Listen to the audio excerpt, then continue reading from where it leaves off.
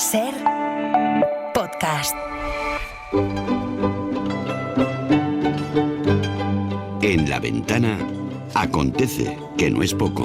Un relato personal de la historia, con Nieves con Costrina. Cadena Ser.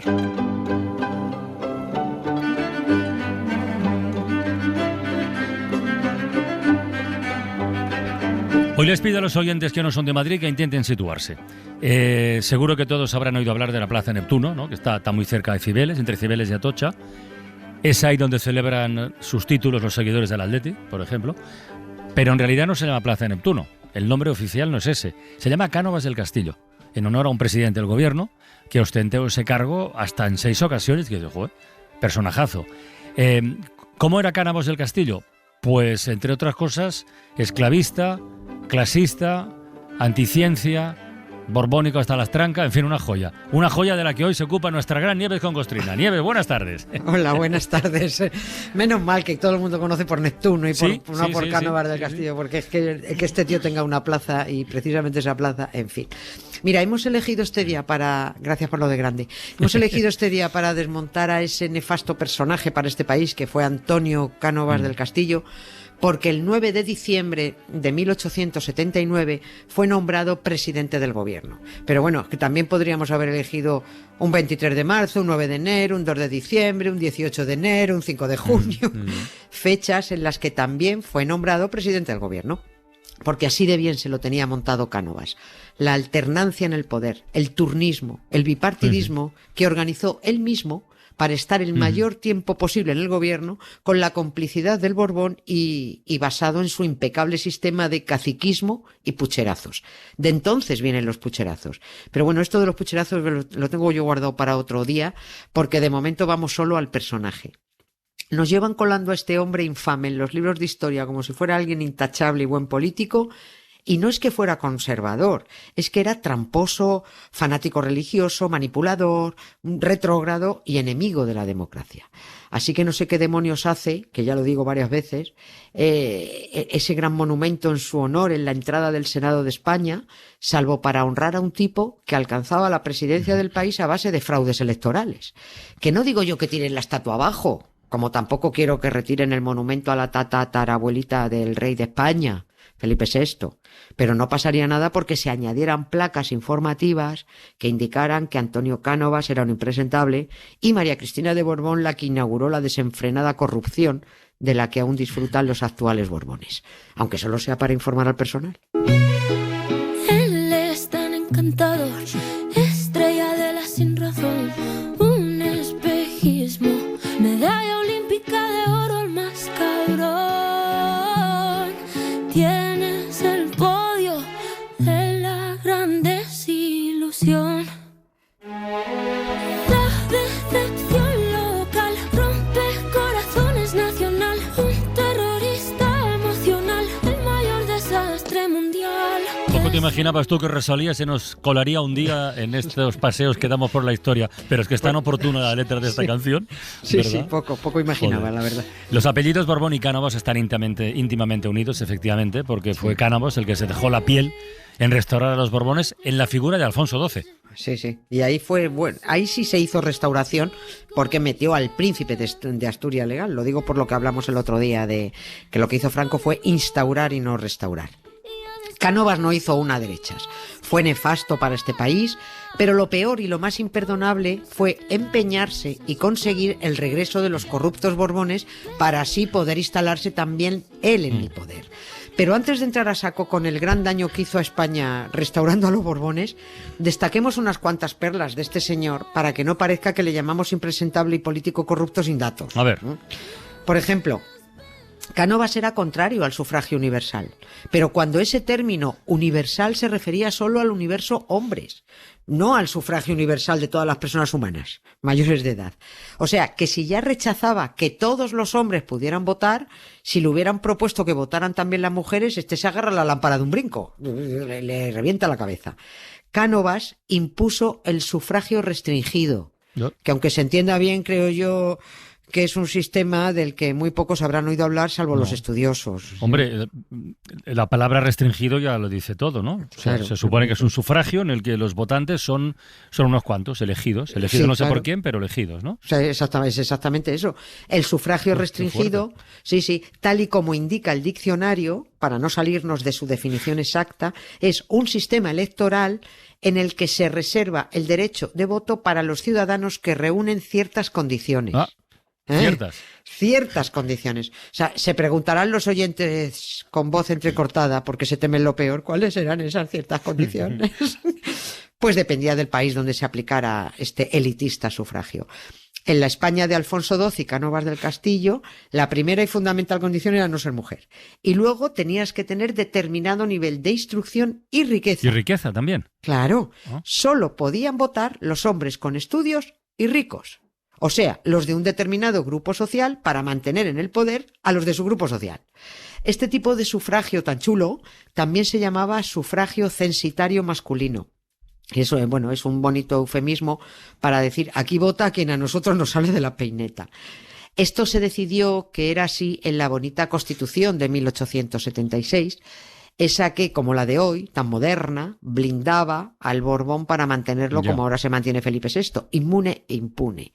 Y con aquella de 1876 se acabaron los derechos políticos conseguidos con la Constitución de 1869, que esa sí contemplaba el sufragio universal masculino. Para que podamos calcularlo bien, que se lo montaron Cánovas y su pupilo el Borbón para mantenerse en el poder, en 1869 pudieron votar en España 4 millones de hombres. 4 millones.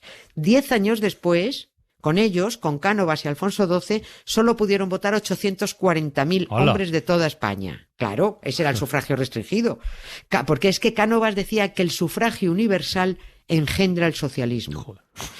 Así que lo mejor es dejar que votaran muy poquitos y que fueran solo de los suyos. I would be complex, I would be cool. They'd say I played the field before I found someone to commit to. And that would be okay for me to do. Every conquest I had made would make me more of a boss to you. I'd be a fearless leader, I'd be an alpha type. When everyone believes ya, what's that like? ¿Cuántas de las personas que nos están escuchando sabrán esta página de nuestra historia? Porque mucho no lo hemos contado esto, ¿eh? No, y porque lo vamos descubriendo poco a poco. Yo descubro cosas cuando leo a los historiadores y digo, pero ¿y esto? Por favor. ¿Y este hombre más perlas, más pifias o más lo que fuera que hiciera? Era esclavista, dicho antes, y lo fue. Sí, porque lo recuerdas porque además hemos hablado de ello alguna vez. Cuando estuvimos hablando de la esclavitud estuvimos recordando sus palabras cuando se cabreó tanto por la abolición de la esclavitud en Cuba. Sí, dio unas declaraciones que dijo: creo que la esclavitud era para los negros de Cuba mucho mejor que esta libertad que solo han aprovechado para no hacer nada y formar masas de desocupados. Todos los que conocen a los negros le dirán que son perezosos, salvajes, inclinados a obrar mal y que es preciso manejarlos con autoridad y firmeza para obtener algo de ellos.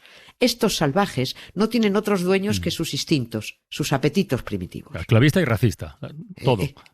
Y católico de pacotilla de misa diaria. Eso era. Y más pifias. También la hemos mencionado alguna vez. Durante su mandato, este fue el que hundió el submarino de Isaac Peral y fue el que permitió que arruinaran la carrera de uno de los mejores científicos e ingenieros que ha dado este país. Cánovas dijo que esos científicos como Isaac Peral habían cometido el error de leer mucho a Julio Verne y que fantaseaban. Y más pifias. Avalar a su ministro de Fomento, la educación estaba incluida en este ministerio, Manuel Orobio se llamaba el ministro de Fomento, cuando prohibió, con el decreto Orobio, prohibió la libre disertación en las aulas universitarias y de enseñanza secundaria porque había que velar por la moral y las sanas doctrinas. Estamos. Claro. Es que este país lleva un atraso alucinante del que no salimos por cosas como con que se llevan fraguando desde entonces. Cánovas entregó la educación a los sectores católicos más intransigentes y que solo tenían un objetivo en aquellos momentos: frenar unas ideas peligrosísimas, el darwinismo. El mundo científico estaba aceptando las teorías de la evolución de Darwin y de otros estudiosos y no había que permitir que eso llegara a las aulas. Había que seguir con la gilipollez de la costillita de Adán y la chorrada de Eva y la serpiente. Bueno, pues pese a su nefasta política educativa, su esclavismo, su resistencia a la ciencia y al progreso, encima, sí, provocó la restauración borbónica. Sí. Eso para ti es lo peor, ¿no? Para mí lo peor. Esto para mí lo peor, sin duda, porque todo lo demás pudo o puede tener remedio haciendo política, pero los Borbones son los que sustentan todo este retraso. Pero a los Borbones es que no los echas además ni con agua caliente. Cánovas era un monárquico como fuera y a costa de lo que fuera. Si robaban, le valía. Si Alfonsito se echaba amantes, lo tapaba como podía. Todo le servía con tal de que hubiera rey, porque en su cabeza retrógrada no entraba otra forma posible de gobierno. Cuando los Borbones fueron derrocados en 1868, en las Cortes del año siguiente, las del 69, se propuso el procesamiento de Isabel II y María Cristina de Borbón, y Cánovas, que ya encabezaba el partido alfonsino, cuando Alfonso solo era un mocoso de 12 años, se opuso a toda la investigación, como ha ocurrido también ahora, mira tú. No porque las considerara inocentes, sino porque había que mantener la dignidad de la institución. Ya, pero eso... Ya, es decir, tú tienes una reina o un rey ladrón, pero hay que protegerlo para que la corona se mantenga intacta, que es lo que se ha hecho ahora negando todas las comisiones de investigación a Juan Carlos.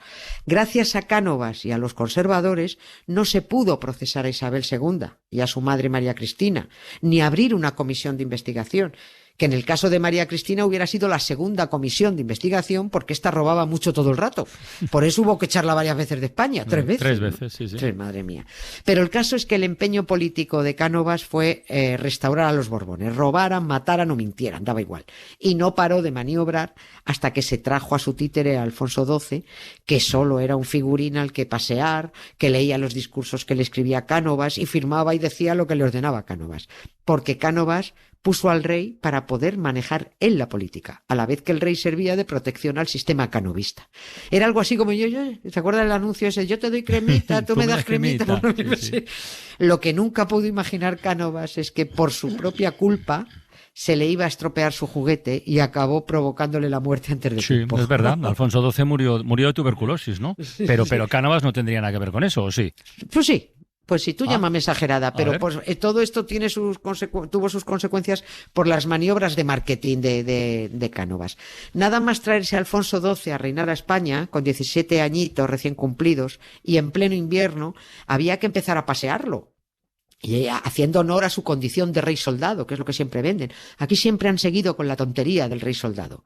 Por eso se pasan la vida metiéndolos y sacándolos de escuelas militares y disfrazándolos con trajecitos de todos los ejércitos para meternos en la cabeza esas ridículas imágenes. Porque hasta las mentes más sencillas saben que no salen preparados militarmente para nada, que solo han rellenado un book de fotos. Un poquito aquí, otro poquito aquí, no saben de nada. Yo no me subo a una Zodiac con Leonor ni muerta. Vamos. Bueno, pues lo hicieron con Felipe y lo están haciendo con la ciudadana Leonor. Dar esa imagen de rey soldado. Y Alfonso XII, siguiendo las órdenes de Cánovas, nada más entrar en España, lo llevaron al frente del norte donde estaban todavía aliadas las guerras carlistas. Primer problema, como no estaba preparado para nada, era un pánfilo, casi lo pillan los carlistas. Segundo problema, como era un niño bien, criado entre lujos y algodones, flojucho, porque tenía problemas pulmonares desde niño, las bajas temperaturas de aquel invierno de 1875 reactivaron sus males. Ahí empezó a tener vómitos de sangre. Cánovas ordenó silenciar aquella hemoptisis, que no se supiera que el rey era un flojo. Bueno, porque un rey soldado no podía enfermar, eso estaba prohibido, ¿no? Claro. Y encima recién llegado, vaya debut. Claro, efectivamente, diciendo todo el mundo callado, aquí no pasa nada. Por eso digo que Cánovas era un fullero. Pero eso fue a peor y Alfonso XII acabó muriendo de tuberculosis, muy joven. En fin, que no habremos desmontado a este farsante de Cánovas para alguno, pero que al menos se sepa. Su idea de nación, por cierto, era cosa de Dios, no de la invención humana. O sea, la nación española era cosa del señor de barba con un ojo dentro de un triángulo, no te digo. Que, por cierto, este tal Dios pasó mucho de su propagandista Cánovas, porque después de salir de su misa diaria, en aquellas vacaciones de agosto de 1897, un anarquista le sopló 3 tiros y se lo cargó. Encima de utilizar a su Dios para fastidiar la educación en España, su Dios pasó de él. Al final voy a tener razón y no existe. Tan machos, tan despiadados.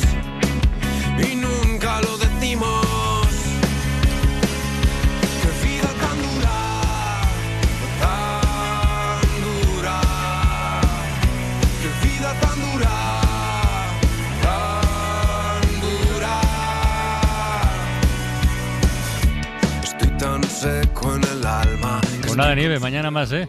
Mañana más, venga. Venga, un beso. Un beso, adiós, gracias, gracias, Carlas. Adiós.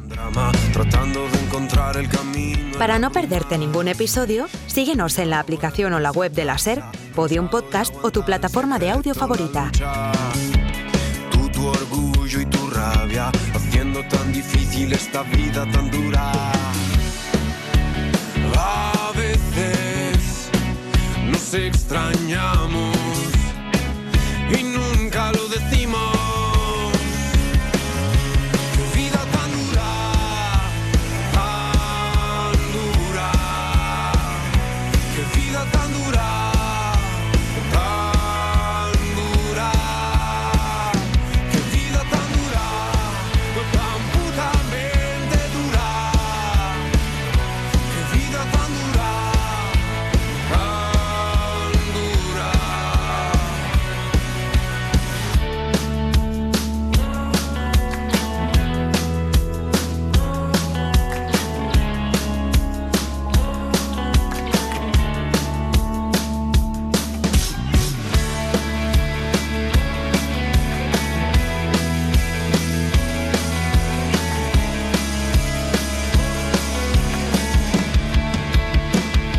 Qué vida tan dura, tan dura. Qué vida tan dura, tan